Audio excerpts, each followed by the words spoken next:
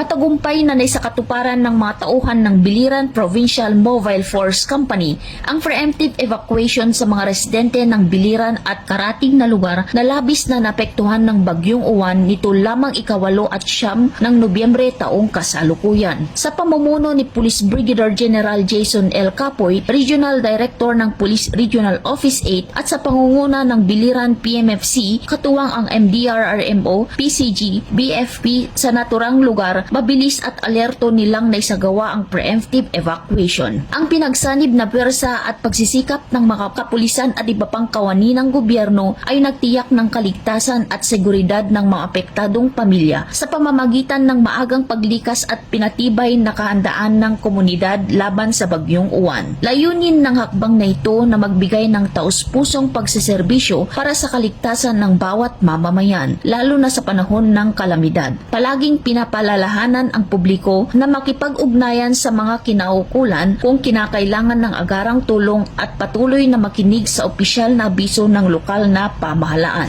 Mula dito sa Eastern Visayas, ako ang inyong PNN correspondent, Patrolwoman Palafox, alagad ng batas, takataguyod ng Balitang Pulis.